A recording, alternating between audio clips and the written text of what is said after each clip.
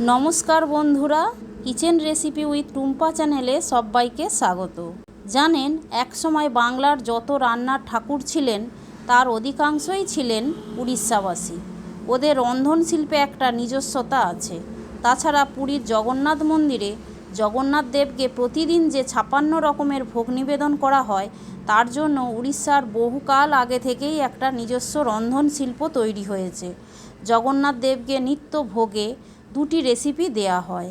এক হচ্ছে ডালমা, দুই হচ্ছে কণিকা ভোগ। তো চলুন আজ ডালমা রেসিপি শেয়ার করব আপনাদের সাথে।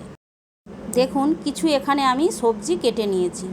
তো প্রথমে এখানে কুমড়ো কেটে নিয়েছি, টমেটো নিয়েছি, গাজর নিয়েছি, আলু নিয়েছি, ফুলকপি নিয়েছি, বেগুন নিয়েছি আর কাঁচকলা কেটে নিয়েছি।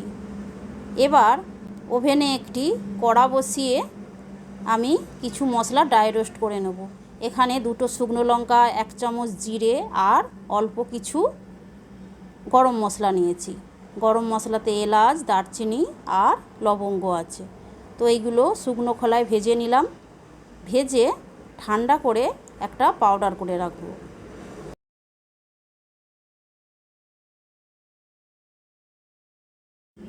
এবার ওই কড়াতেই আমি 100 গ্রাম অড়হর ডাল,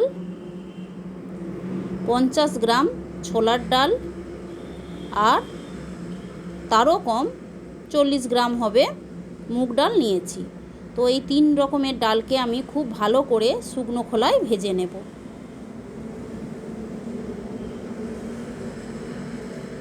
ভাজা হয়ে গেছে, এটা আমি ঢেলে রাখবো একটি পাত্রে। এবার জল ঢেলে ঢেলে পরিষ্কার করে আমি এটা ধুয়ে নেব।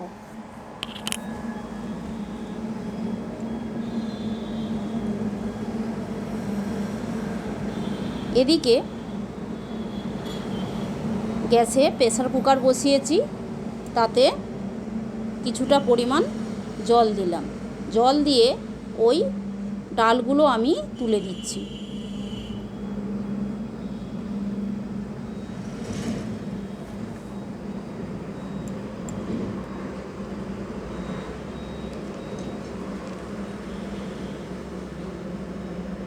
চারটে সিটি দিয়েছি।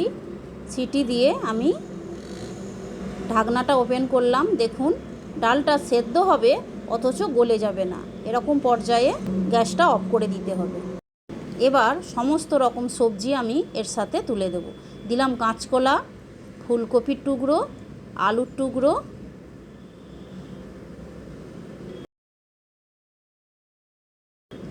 দিয়ে দিচ্ছি গাজর, দিয়ে দিচ্ছি বেগুন আর কুমড়োগুলোও দিয়ে দিলাম। শেষে একটা টমেটো কেটে রেখেছিলাম, সেটাও এখানে দিলাম।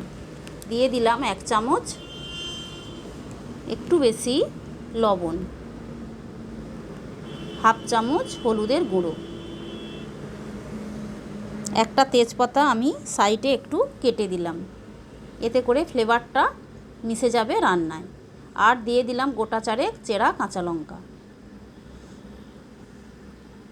সব কিছু মিশিয়ে আবারও ঢেকে একটা সিটি দেবো। 2 চামচ দিয়ে দিলাম এখানে গ্রেট করা আদা, আপনারা বেটেও দিতে পারেন।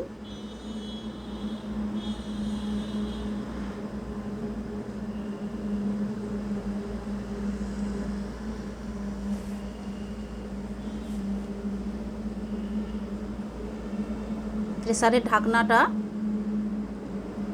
ঢেকে একটা সিটি দিয়ে নিলাম।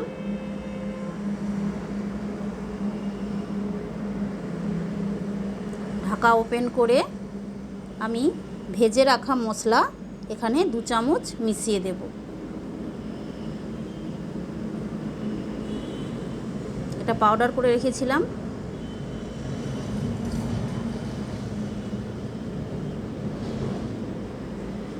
খুব সহজ রান্না, খেতে দুর্দান্ত হয়। ভাত বা রুটির সাথে আপনারা এটা সার্ভ করে থাকতে পারেন। শেষে একটা তরকা করব, তরকাটা দিয়েই রান্নাটা শেষ হবে।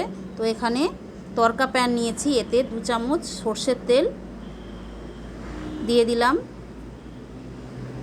5 ফোড়ন দিলাম, জিরে দিলাম 1 চামচ, আর গোটা 3 শুকনো লঙ্কা, শেষে 2 চামচ ঘি দিলাম।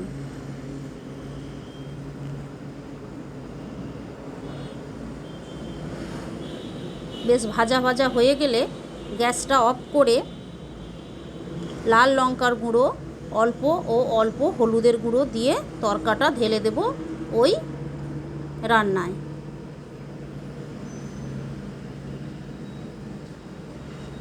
তো রান্নাটা একেবারেই রেডি। এবার গরম গরম ভাত অথবা রুটির সাথে আপনারা এটা সার্ভ করে নিতে পারেন। দেখুন কি দারুণ হয়েছে, টেক্সচারটাও খুব সুন্দর এসেছে। ওখানে আতপ চালের ভাত দিয়ে এটা ওড়িশাবাসীরা খেয়ে থাকে।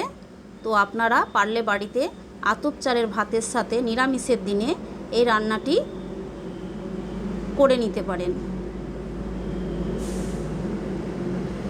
যারা নিরামিষ খেতে ভালোবাসেন তাদের অবশ্যই ভালো লাগবে। তো রান্নাটি যদি ভালো লেগে থাকে কমেন্টে জানাবেন।